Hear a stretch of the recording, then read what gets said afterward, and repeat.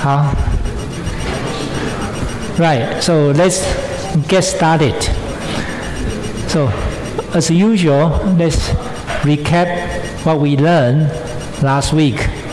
Last week, a very important topic is find out the bubble point temperature, bubble point pressure, and the dew point temperature and the dew point pressure, right?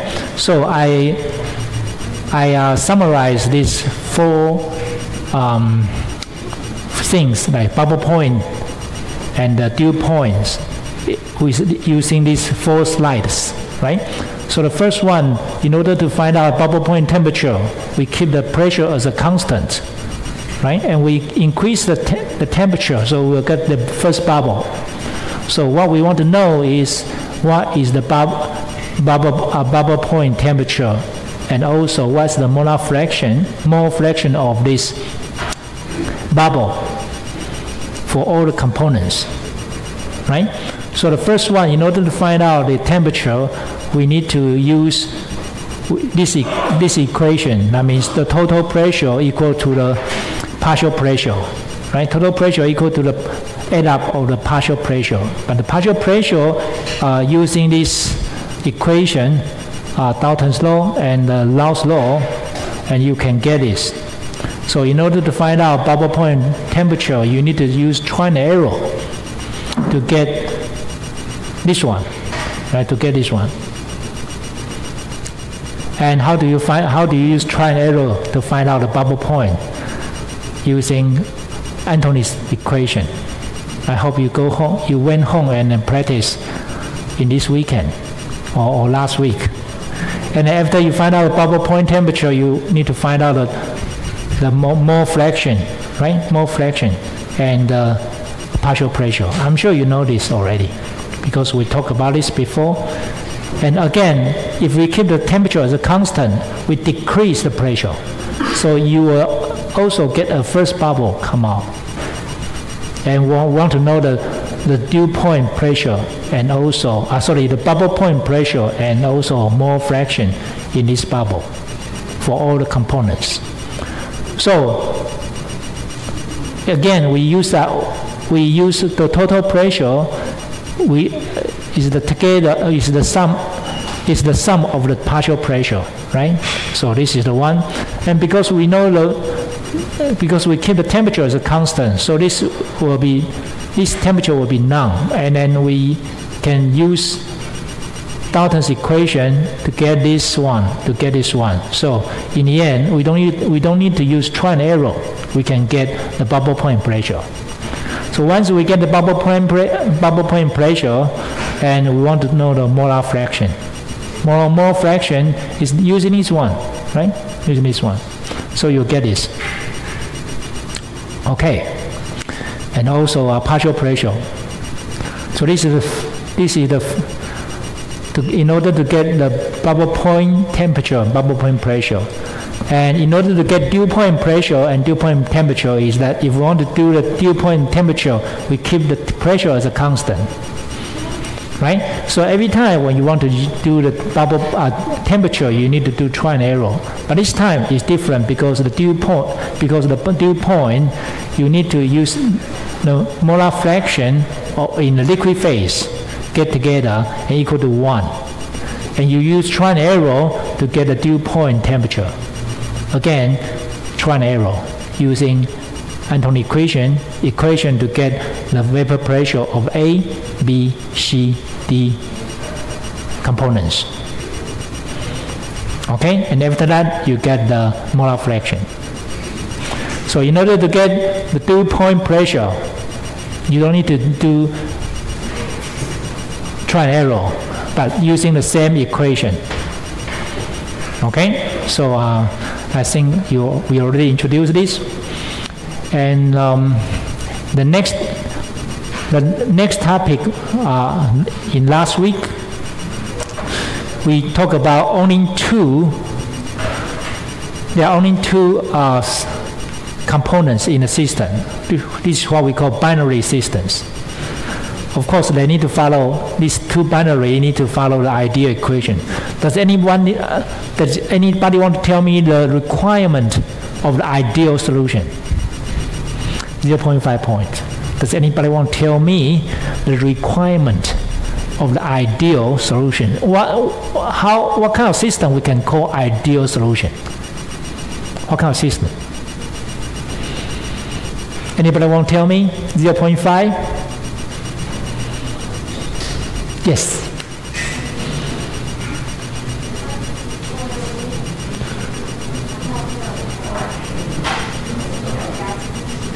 Okay, good, thank you.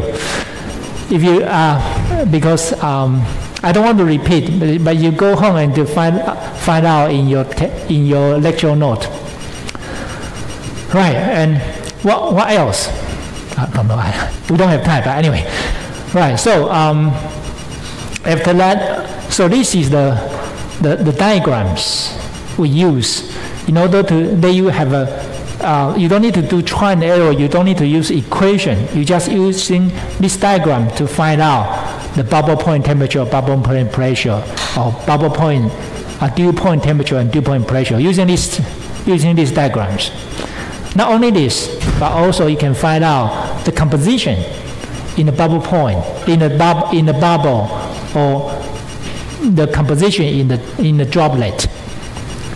So this is the one, this is called diagram, TXY diagrams at 1 ATM for the benzene and toluene. So if you want to find out the bubble point, this is liquid, right? So if you increase the temperature, you can get the first bubble. So this is called bubble point temperature. And if you want to know the composition in the vapor, so you go to this way. And this is 0.7, which is 60% of benzene in the bubble. Okay? However, if you want to know the dew point temperature, and then this is the dew point, you decrease the temperature, right? For example, this, if you go to this 30% of benzene in the gas phase, so you go down to this point, right? And this is called dew point temperature. So in the dew point temperature, you want to find out that the composition or the mole fraction in the liquid, right? So you go to this way, because this is a curve of bubble vapor, right? This is the composition. So you go to this way, and then this, and you go down to here. So you know the dew point temperature, dew point pressure, dew point temperature will be what? 105 Celsius. And if 105, and go here, and you go down to this way, and you will find out that the benzene in the droplet, the percentage of benzene in droplet is 10%. Mole fraction. Okay, this is the way we use the TXY diagram. How about PXY diagram? This PXY diagram in 100 Celsius. Again, if we increase the pressure, you will have dew point. If you decrease the pressure, you will get bubble point, which is different, right? This is bubble point. You decrease the pressure, you decrease the temperature, you get dew point. Decrease the pressure, you get bubble point, right? It makes sense to you, right? Use your imagination, right? Okay, if you decrease the pressure, that means what? That means vapor will be more, right? But if you increase the pressure, the bubble, the droplet will be more, right? The gas will be more. So this is dew point. This is bubble point pressure. And if you get the bubble point pressure here, and this will be the pressure. The temperature here, 100 Celsius, and for example, you have 80%. You have 80% benzene. So if you decrease the pressure, and this is called bubble point pressure. Okay, decrease, and then you got 1,200 millimeter mercury. And what happened to the first droplet, the composition? You go here, right? The benzene will be about 90% in the droplet.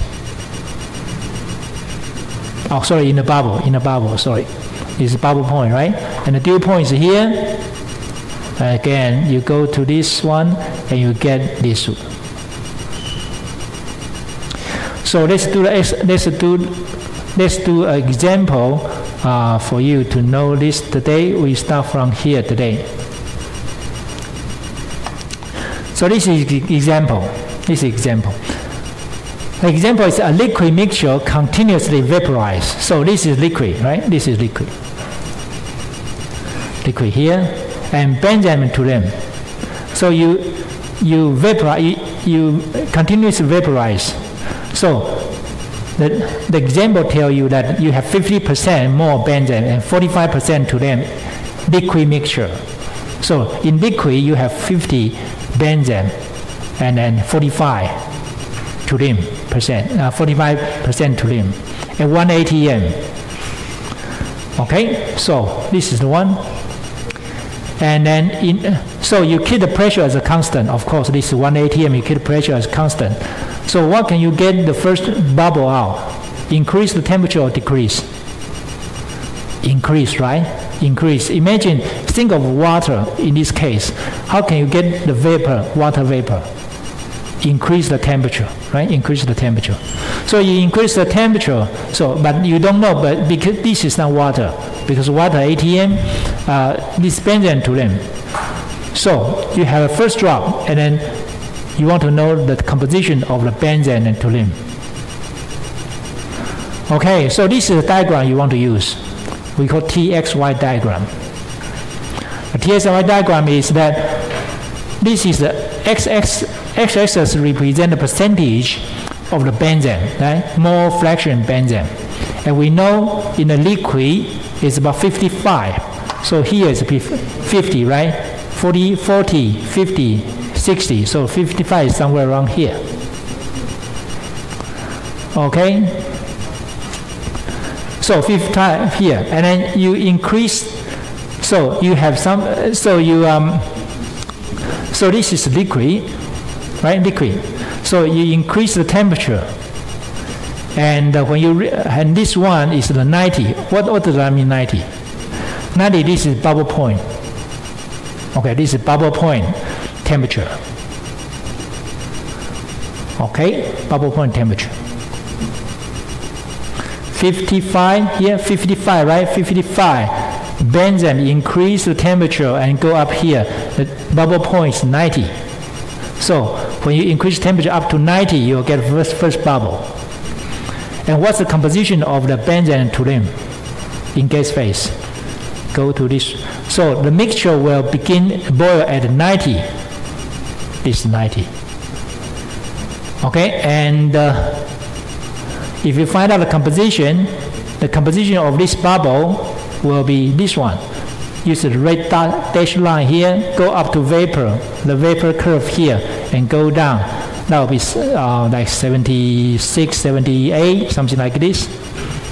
Right? It's the percentage of benzene in the bubble, which is 77. Well, in your final exam, if you write 76, 78, no problem. Okay? So you know this is 77% of benzene. So of course you know 77 now will be 23 to them. So once a small amount of liquid has been vaporized, the remainder no longer contains 55. So if you keep on increasing the temperature, this composition won't be 55 anymore, right? This composition will keep on changing. And this composition of bubble or more vapor in the gas phase will increase, right? So it contains less once the vapor produces a relatively rich in this component.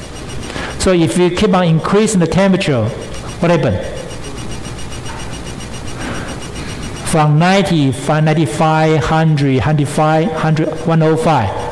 The composition of benzene will decrease, keep on decreasing.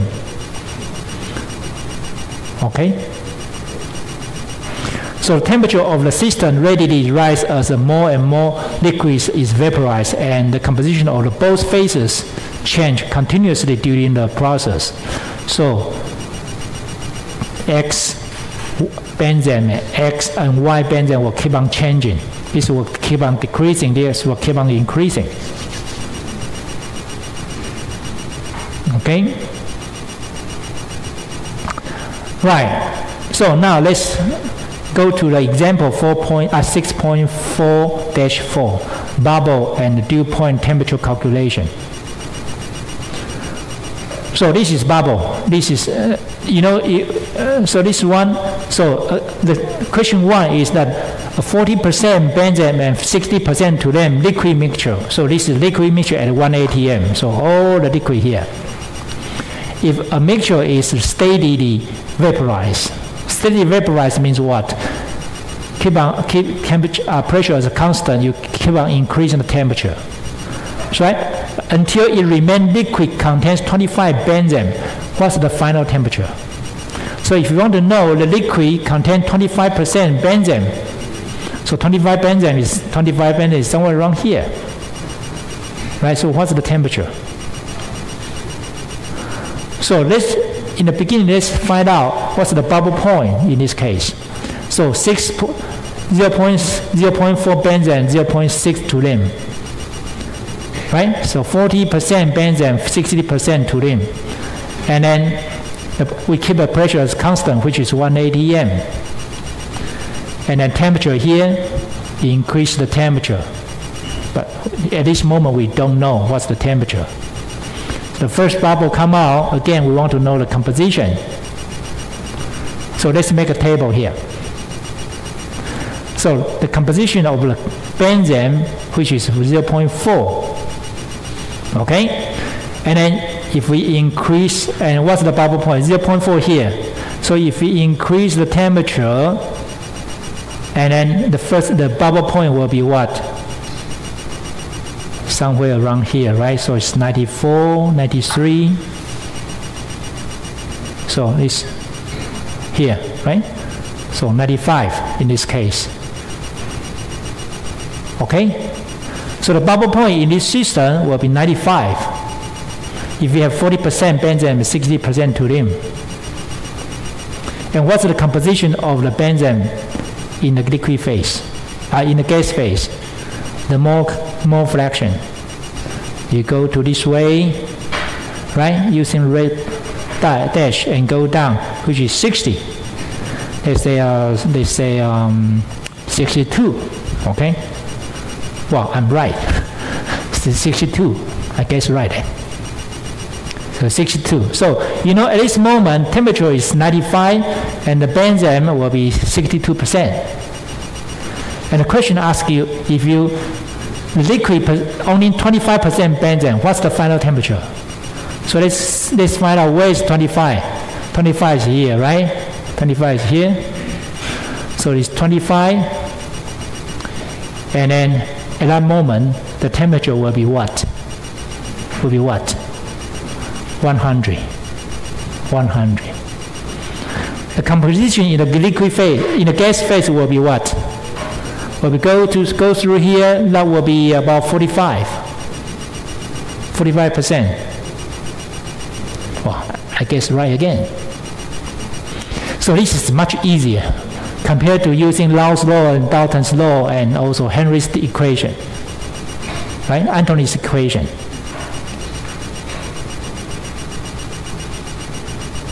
Okay, easy. This is the bubble point.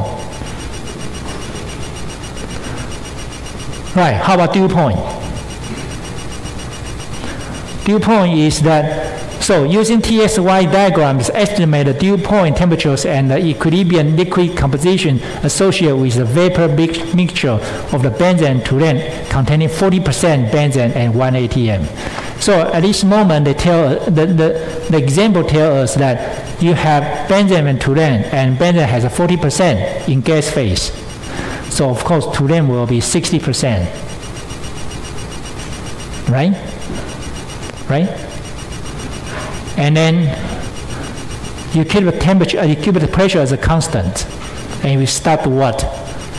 You start to decrease the temperature. So you get a first droplet.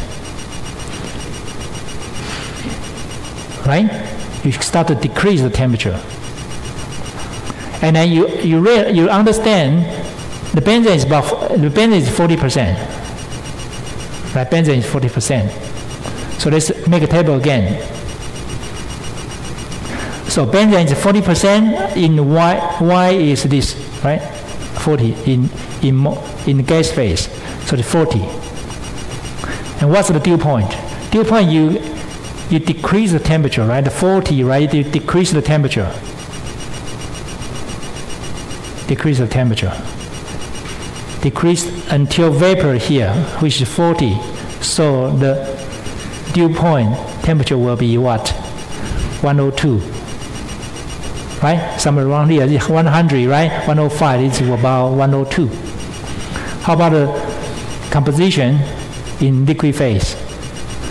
Benzene here, liquid phase is this line, right? And you draw a line here, which is about 21% or 22%. Well, it's 20. Okay? So when you want to know the bubble point, you make the temperature goes up. When you want to, and you address in this liquid curve, and you got a bubble point. When you want to know the dew point, which is a droplet, you decrease the temperature, right? And you find out the dew point temperature. And you can understand the composition in the liquid phase. Right. So the second question is, if condensation proceeds until it remains vapor, contains 60% benzene. So what's the final temperature? So I keep on decrease the temperature until to make the liquid gas phase has 60%. So 60% is here, right? So this is 60%. So the temperature will be 96, and then composition will be 38 somewhere here, right? 38.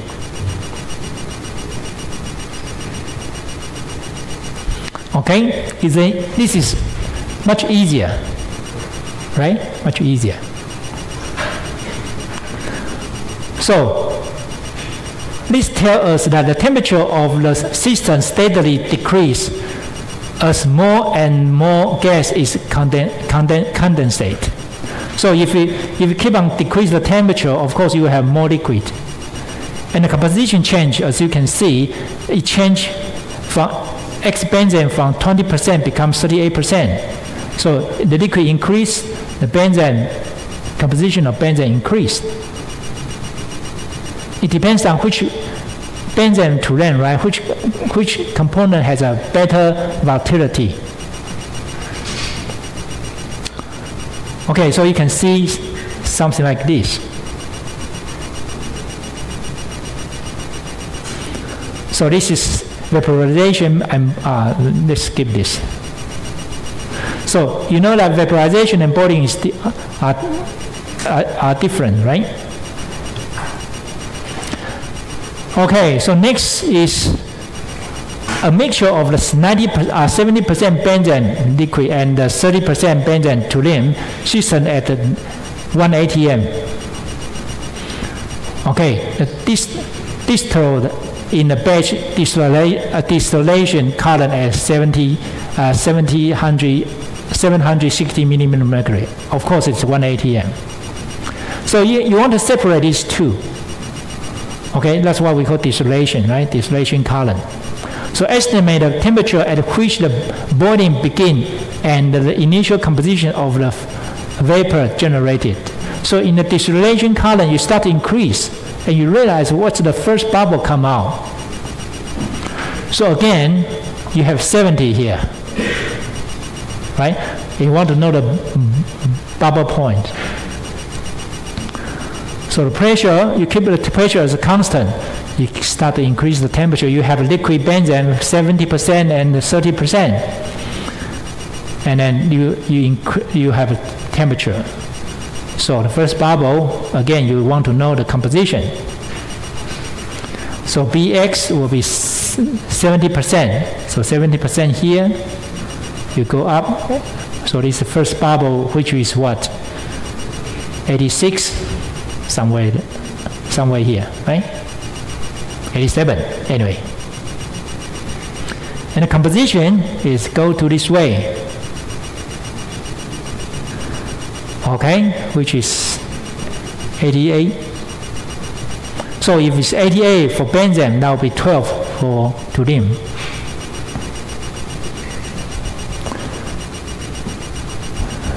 So, however, this is only for binary system, only 2 components. Okay, so the summary is that the Law's law and the TXY diagrams are incapable for non-ideal solution. So it needs to be ideal solution. So there are some requirements for the ideal solution. Another, so if this system, there are 3 components. These 3, one of them, these 3 either suitable for using Law's law or either suitable for use Henry's law. So this system can be called ideal system, ideal solution. So first one is non-ideal solution is not capable of using Law's law and TXY or PXY diagrams. Or the system of the immiscible or partially immiscible liquids. So the 2 of the liquid or most of the liquids should be mixed very well. Okay? For example, immiscible like water and MIBK, you learned this already. Liquid-liquid extraction, remember? Okay. MIBK only allowed to have a well mixed with acetone, but not water. That's why you can separate water and acetone. So, when you go to 3rd grade or 4th grade, you will know how to do the calculation for non-ideal solution system. Okay, we call phase equilibrium thermodynamics. Right, okay. So I think we finished this section, and let me summarize this, what we have learned in the section 6.4. So in the section 4.4, we start to learn single component. And after that, we learn a special case for the multi-components. The special case is only one condensable component. And after that, we learn the general case, which is a multi-component gas liquid system. And last week, end of last week and today, we learned 2 component systems. Okay, so what's the case of first component? We assume it's water. So what do we want? And then what's the case of the multi-component? Only one condensable component can be condensed. Water and others are all gases.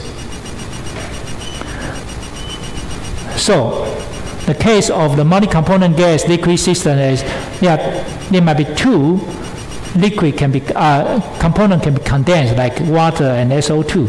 Others cannot. So the case of the 2 component system, we just give you example, benzene and toluene. These are the example for you to understand. So for the first component, we start to learn Krypton equation. What is Krypton equation for? What is Krypton equation for?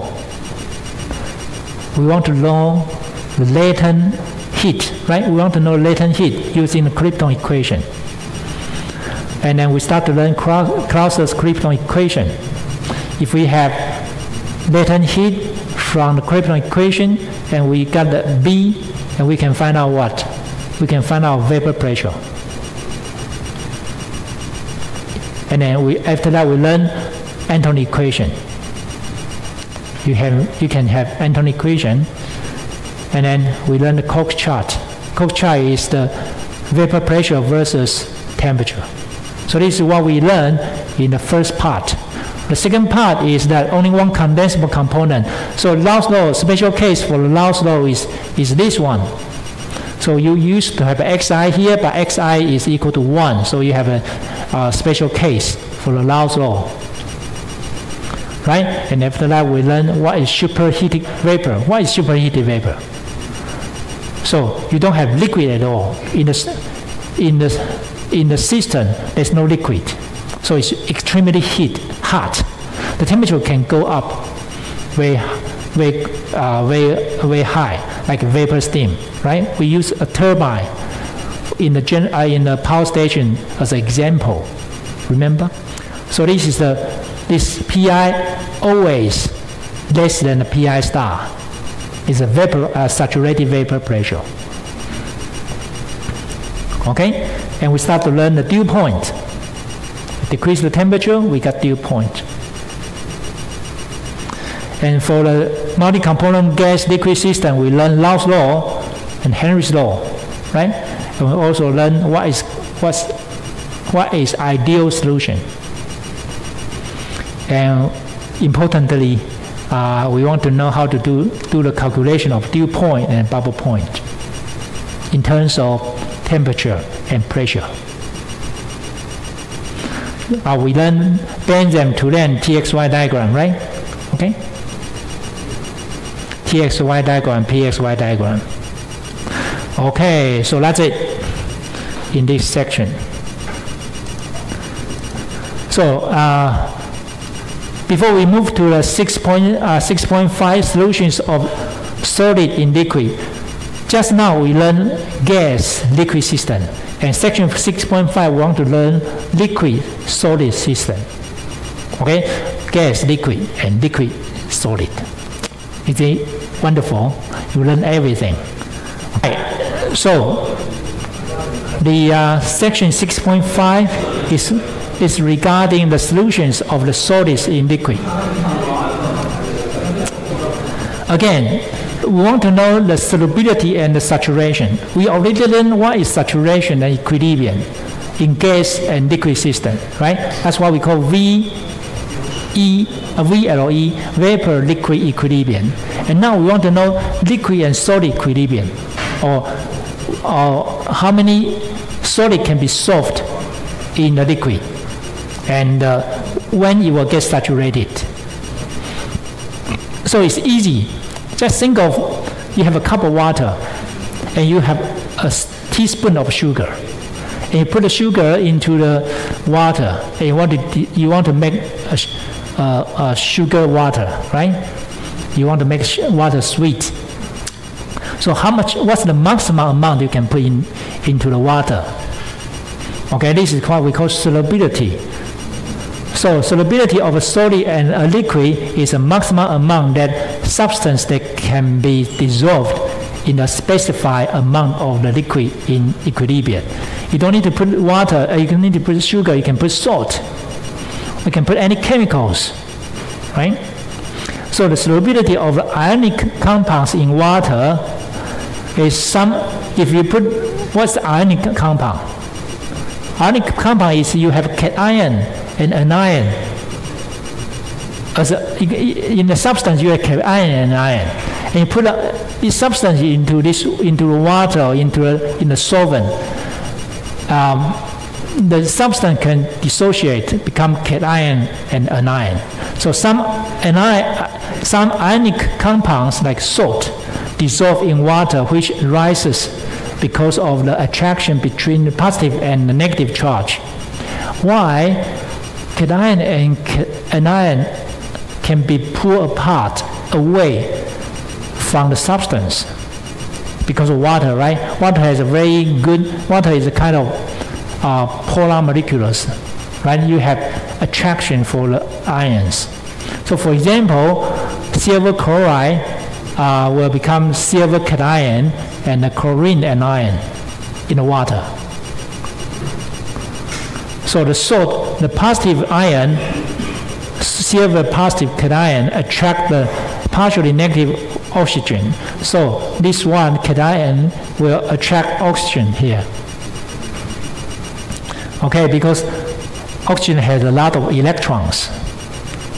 if water here, hydrogen has no electrons, a bare proton, right? The oxygen has a lot of electrons, so negative attract positive, right? So this is what we call Coulombic attraction. Coulombic attraction.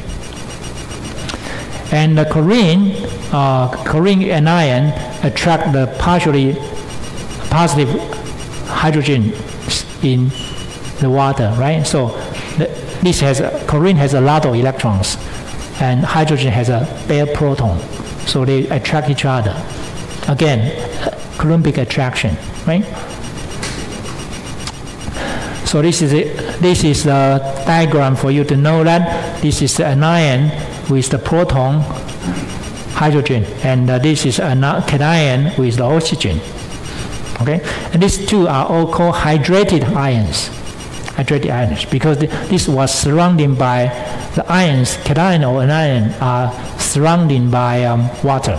We call it this hydrated ions. Hydrated ions. So the solubility is related to the type of the materials, temperature and pressure. So for example, for the gas liquid system, you have gas and liquid. So you want to know the mole fraction in gas phase, mole fraction in liquid phase, and also partial pressure in the gas phase. But so this is related to the pressure, temperature, and the composition. Again, for the solubility in gas in liquid solid system is also related to the species, temperature, and pressure.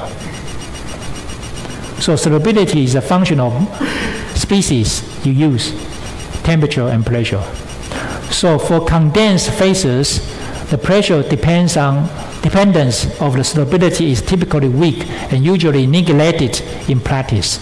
So solubility in solid in a liquid normally regardless of the pressure.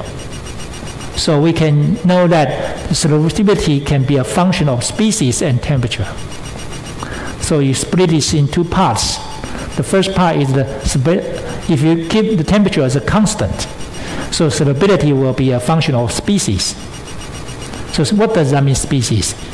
It's something to do with solute and the solvent. So what kind of solute you use, what kind of solvent you use, okay? But if you keep the species as a constant, that means the solubility will be a function of temperature. If you increase generally, if you increase the temperature, you will get a higher solubility. If you decrease the temperature, you will get lower you will get less amount can be dissolved, right? So let's take a look of the solubility as a function of species. So for example, 100 grams of water at 20 Celsius dissolve 222 grams of the silver nitride. Okay, so 100 grams of water can dissolve about 2 times more amount of the silver nitride. Okay, at 20 Celsius, at room temperature, right? But however, silver carbonate, you cannot dissolve many silver carbonate less than, wow, this is 0.003 of the silver carbonate. So the solubility is very, very low. This is very high, right? And you even can dissolve less silver bromide, right? Why? Because this bonding is so strong. The bonding is so strong, so the hydrogen, a liquid, the water cannot pull this ionic compound apart to make it become cation and anion. Okay, so it depends on the species. For example, if you have this silver nitride, you have a very good solubility. But if you have a silver carbonate, you have very low solubility. Okay? How about temperature? Generally, if you think of the silver nitride, and then this is 20 Celsius, this is 222, right? However, if you increase to 100, wow, you might say, wow, professor, it's impossible. 100, the water start to boil. but wow, let's think nearly 100. You get 952. So you dissolve more species, silver nitrate, in the water. Okay, so solubility is a function of species, temperature, and pressure. But regardless of pressure, you can think different type of species and different type and temperature. So why is saturation? Saturation is that, well, the maximum amount of the solute you can put it into the solvent. So the solution that contains as much of a dissolved species as it can at equilibrium is said to be saturated with that species. So this is called saturation. So a solution in equilibrium with solid solute must be saturated with the solute. If or not, more solute would dissolve. Okay, so let's just read this. So next term I want to, easy, right? The next term I want to talk to you is supersaturated.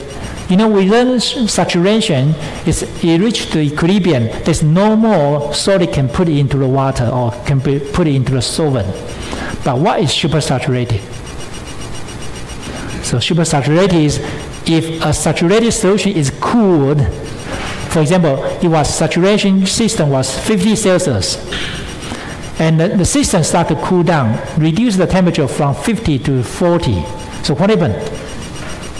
The solubility normally, generally will decrease, right? So you will have some solid come out. So the solubility of this solute generally decreased in order for cool solutions to return to the equilibrium. But some solute must come out solution as a solid crystal. So if you decrease the temperature, you will see some solid come out from the solvent. However, so when you see the solid come out, that means we call it crystallization, because this is an ionic compound. So cation and anion will get together, become a crystal. So this is what we call crystallization. The crystallization rate may be slow. If you drop the temperature so quick, but crystallization rate is so slow.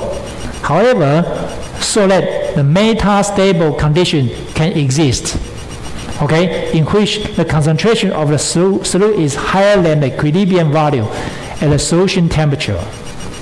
So if you decrease the temperature quick, somehow you cannot see the crystallization or the crystal come out quickly, because the crystallization rate is slow. Okay, under such a condition, the solution is said to be supersaturated. So, for example, this is a supersaturated solution. This is supersaturated solution, and because temperature dropped, and you still see nothing. The solute is still a lot inside. However, if you put a little bit amount of acid or impurity into this solution, and because the crystallization seed will SEED, seed will the supersaturated the ions in the supersaturated solution will get together very quickly. So you'll see some kind of crystallization very quick. So supersaturated solution will become like this. Okay? So the difference between the actual and equilibrium concentration is referred as a supersaturation. So this is a supersaturation solution. If you put an impurity or a very small crystal as a seed and drop it into this supersaturation solution, you will see something like this. It's very interesting.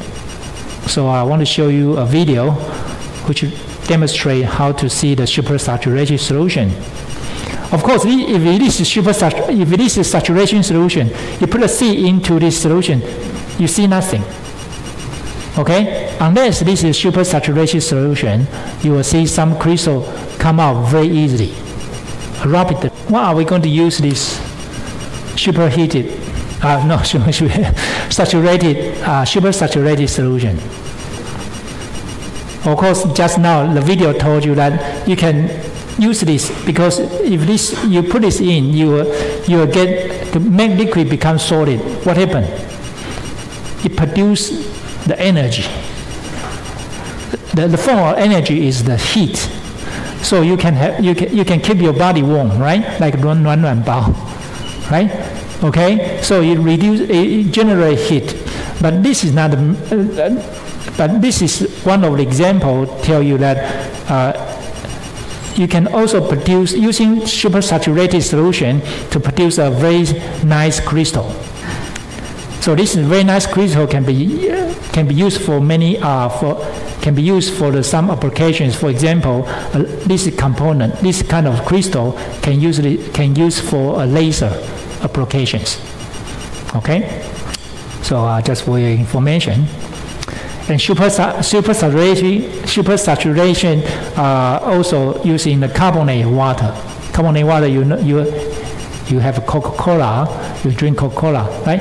The carbonated water is a supersaturated solution for the carbon dioxide. So you put the carbon dioxide into this solution, and at evaporated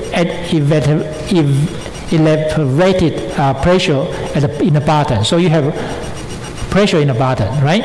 More carbon dioxide can be dissolved in the water than the atmospheric pressure. So once you open, it becomes what? The pressure decreases. So pressure decreases, the carbon dioxide gases escape very slowly from the supersaturated liquid. And once you seal it, because this supersaturated, the carbon dioxide keep on what? Increase. So the pressure increase until it reach equilibrium. Right? So next time if you open the cap of the bottle, you can see some gases come out. Psst. This sounds like this, right? Okay? So the process may be accelerated by the presence of a nucleation site, which the solution such as small bubbles. Right. So let's have an example of 6.5-1 crystallization and filtration. So this is a we don't have time to read the text, but please work with me, and I think we already practiced this before, but this is just for you to let's work together on this example. So this is a saturated solution. Okay, this is saturation. This is a solution, I should say. This is solution here, and so this is silver nitrate at 100 Celsius. So as you can see, remember the solubility is about 900 something gram of the silver nitrate, right, in water. Aqueous means water, right? Okay, so you want to get silver nitrate out from the water. So what can you do?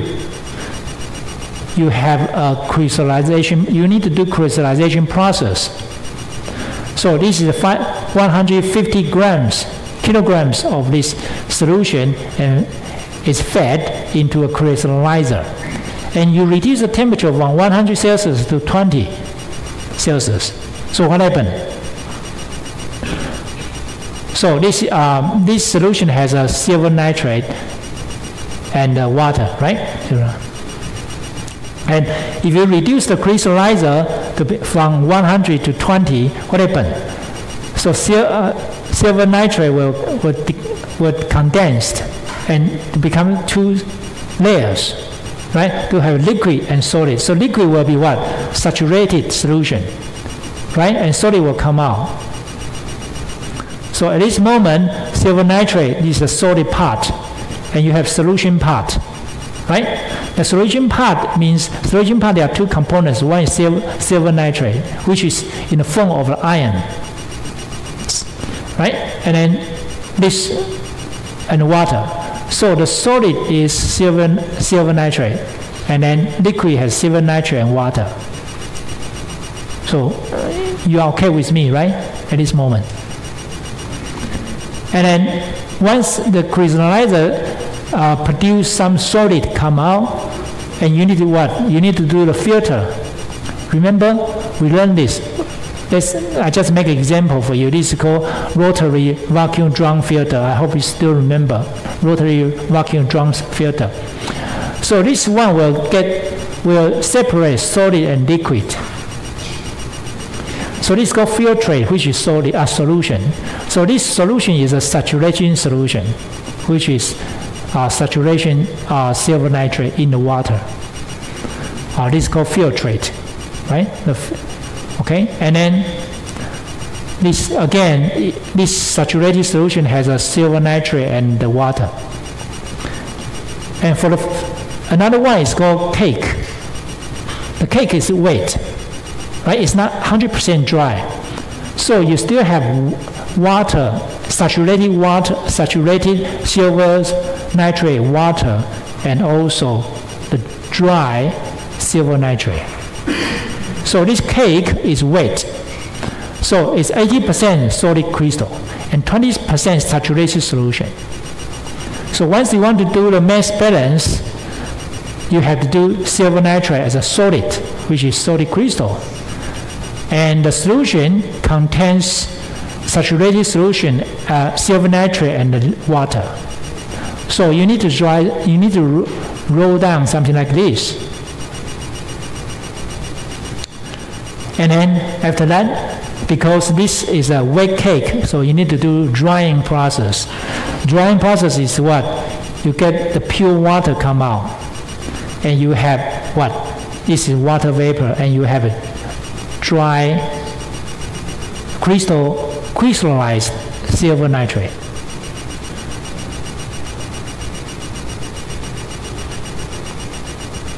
Okay, so this is the whole process. And we need to do the mass balance within this process. So, but the important thing is the specification in this case, which is what? Solubility at 20 Celsius, right? This solubility, 20 Celsius, solubility in 100 Celsius. So solubility, you need to find the table. Solubility of the silver nitrate in water, 20 Celsius is what? Is 222 grams, and 100 Celsius. So here is solubility 222 grams, and here is 952 grams in 100 gram water. And then because of this, you need to write down the fraction, right? So there's no gas phase. So now you use what? Mass fraction or mole fraction? Which one? Mass, right? Because it's solid and liquid, so there's no point for you to use mole fraction. You use mass fraction. So use mass fraction. This is 68.9%. This is 90% for 100 Celsius. Okay. And after you draw the flow chart, you mark the unknowns, and now you need to label. You need to label the unknown. Label unknowns. Now you need to write down the unknowns, right? So here you understand this is saturated. If this is saturated solution, then the mass fraction will be 90% for silver nitrate and 9.5% for water, right? And if this is 20%, then you can write down this 68.9%, 31.1% here. And this is, again, you can write down all the fractions here.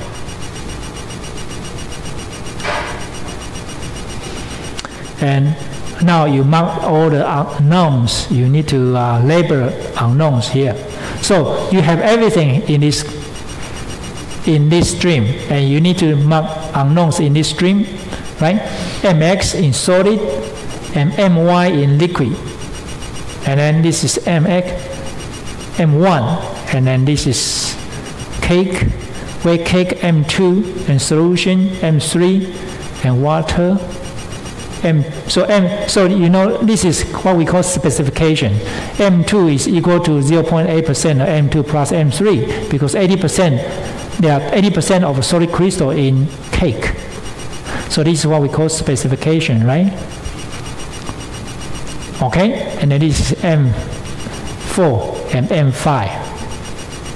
I don't have time to work together with you, but please, you go home and do the practice. So you mark all the, you have all the, according to the example description, you draw, you mark all the knowns and then you label all the unknowns. And now is for you to get the answer of all the unknowns, right? So the textbook asks us, the tip here is that you do this first. So here 1 input, 2 output, and 3 unknowns, M1, M2, and 3. Okay? So, and you have two species, silver nitrate and water. So you can create 2 equations, but you have 3 unknowns, which are M1, M2, M3. So you need 1 more equations. One more equation is specification, M2 equal to M2 plus 0.8 bracket M2 plus M3. So you can get this 3, and after that you can get this 2. Okay? And after that you can get this Mx, My. Right, so this is one of the, this is example. Right, next section is 6.5b, solid solubility and hydrate salts. What does that mean, hydrate salt? Okay, so 2 component system, solid and liquid, we start to know. So in the previous section we learned the liquid and the gas system, right? So once we put some solid in a liquid, will it affect the composition of in the gas phase? Because A, B, C will be affected by this solid. The answer is yes. Answer is yes. But before we talk about that, we think of hydrated salt first. So Gibbs phase rule shows the specified temperature and the pressure for 2 components systems at equilibrium containing a solid solutions and liquid solutions fix the values of all the intensive variables. So the Gibbs phase rule is, you remember this, right? Okay, so you have 2 species here and 2 phases here. So 2 species is 2 component system in this case, and 2 phases, liquid and solid in this case. So we know degree of freedom is the function of the temperature and pressure in this case here only. Okay, so what you need is temperature and pressure. So these figures showing you that the solubilities of the inorganic solutes. So for example, this is the curve of the solubility in water. So as you can see, if we increase the temperature, this curve increases very well, very fast. And what is this curve? This curve is potassium nitrate. Okay? And sodium chloride. What is sodium chloride? Salt, right? The teaspoon salt, right? Salt. So NaCl, you increase the temperature, the solubility increase a little bit, from 20 to 100 increase. However, if this sodium, if the dashed line here is sodium sulfate or sodium sulfide increase until 40 and dropped, a decrease from 40 to 100. What happened?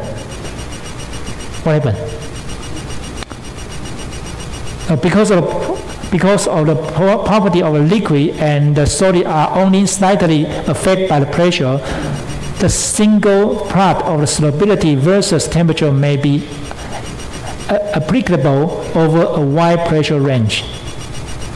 Okay, so this is solubility related to is the temperature.